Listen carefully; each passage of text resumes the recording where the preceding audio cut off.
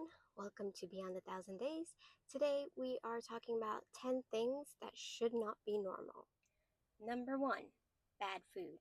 There shouldn't be anything in our food that could be labeled as toxic, cancer causing, illness causing, potential for anything that would harm the health of a person.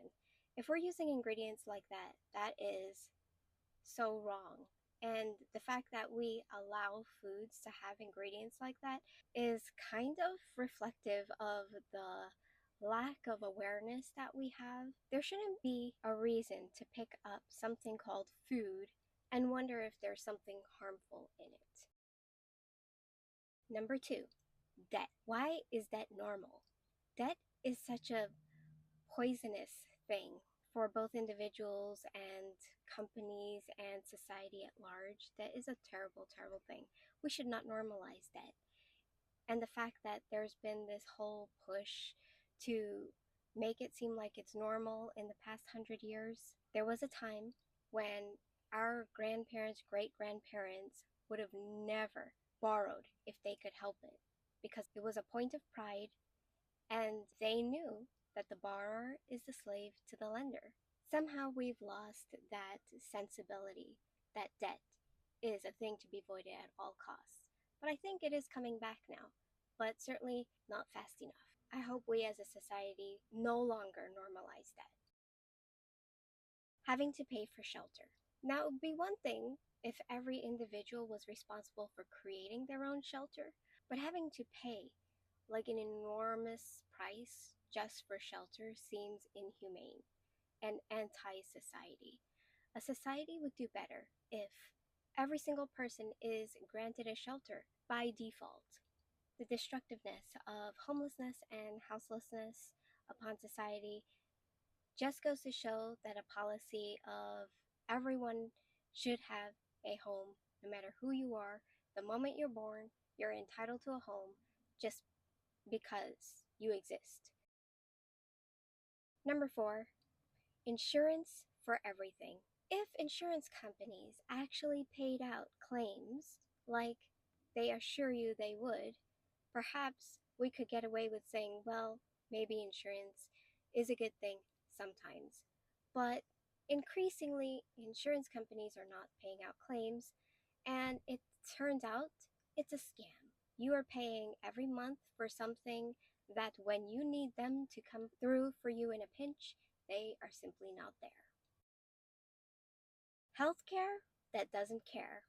I think I can go on and on about the woes of the healthcare system, but let me just leave it at this.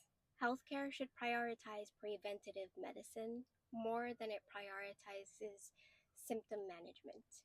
And doctors should not be incentivized to recommend certain pharmaceuticals. While that's a great marketing tool for the pharmaceutical companies, it is a terrible strategy for the patient who's suffering and in need of real, actual help.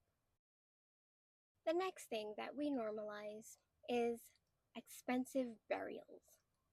It's really hard to understand how someone who no longer is here can incur such an expense to be buried.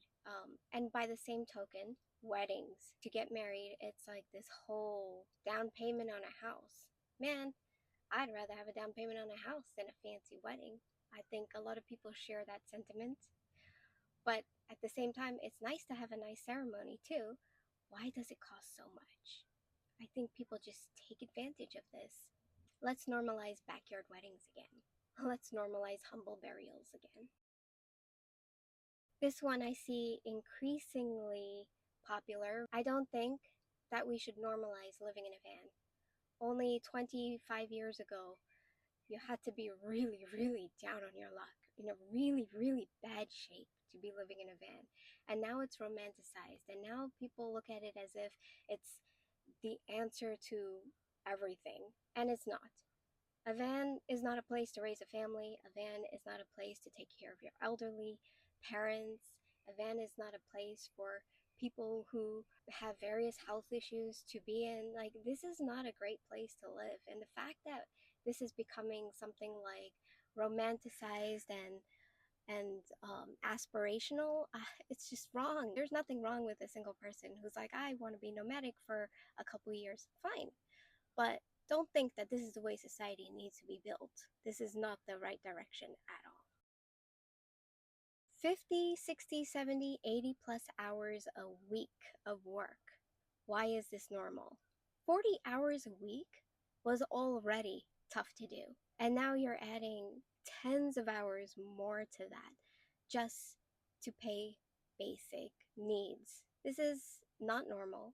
It shouldn't be considered normal. And just because by doing this someone is able to pay their rent, what will happen when you need to work more hours a week, when you need to work 100 hours a week just to pay rent? At what point do we say this is not right and something needs to change?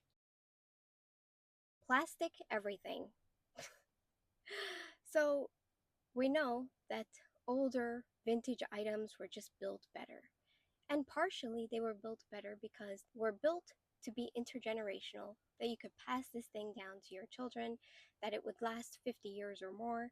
Appliances and other things back in the day were built with durable materials like wood and metal and not with plastic. And the insistence of companies to build everything with plastic just because it is a cheaper material and it will last long enough is just sad.